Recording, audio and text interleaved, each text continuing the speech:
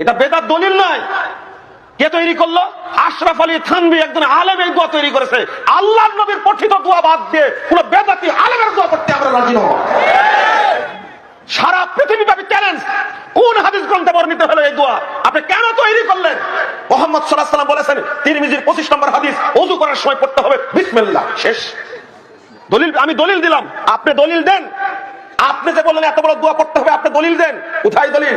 তারাবির দোয়া তৈরি করলাম, সুবহানাল মুলকুল মালাকুতুল কুদরাতুল হাইবাতে ইয়া মুজিরু ইয়া মুজিরু ইয়া মুজিরু বলে শেষ করে দিলাম। এটা কি তারাবির দোয়া? কিয়ামত পর্যন্ত চ্যালেঞ্জ থাকলো, সারা পৃথিবীর আলেমের কাছে চ্যালেঞ্জ থাকলো, তারাবির সময় এই দোয়া পড়তে হবে। আল্লাহর নবী কোথাও জাল হাদিস বলে গেছেন, এরকম করে করতে হবে না। কেন তৈরি হলো এটা? ইফতারের সময় দোয়া তৈরি করেছে, আল্লাহুম্মা সুমতু লাকা ওয়া তাওয়াক্কালতু আলা রিজকিকা ওয়া আফতারতুকা বিরহমাতিকা ইয়া আরহামার রাহিমিন। সবাই পড়ে, টিভিতে পড়ে, রেডিওতে পড়ে, পত্রিকায় দেয়, পেপারে দেয়, ক্যালেন্ডারে দেয়, মুখে মুখে মুরব্বীরা বলে, কিন্তু ইফতারের সময় এই দোয়া পড়তে হবে পৃথিবীর কোন হাদিস গ্রন্থে বর্ণিত হয়েছে?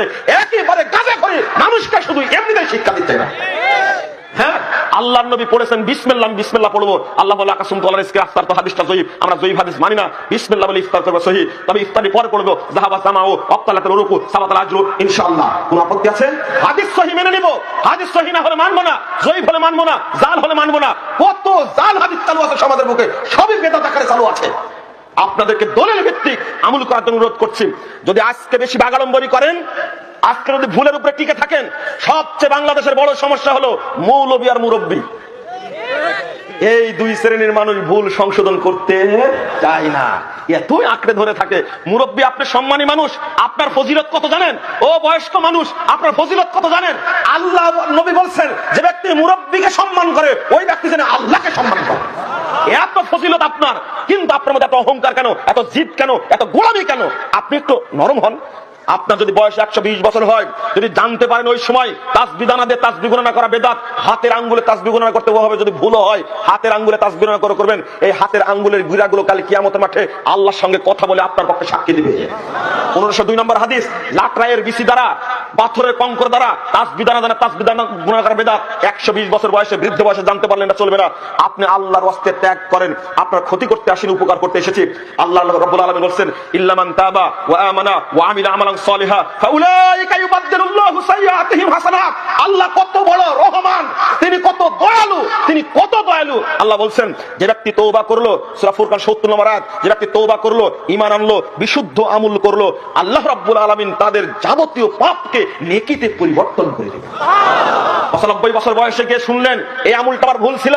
ভুল ছিল মানে আযানের দোয়াই পড়েছেন ওয়াদ-দারাজাতুর রাফিয়া ওয়ারযুকনা শাফাআতুহু ইয়াউমাল কিয়ামা ইন্নাকা লা তুখলিফুল মিয়াদ। এই বাড়তি অংশটুকু হাদিসে পাওয়া যায় না। আপনি কেন পড়তে গেলেন? যতটুকু সহিহ বুখারীর মধ্যে আসছে অতটুকু পড়েন।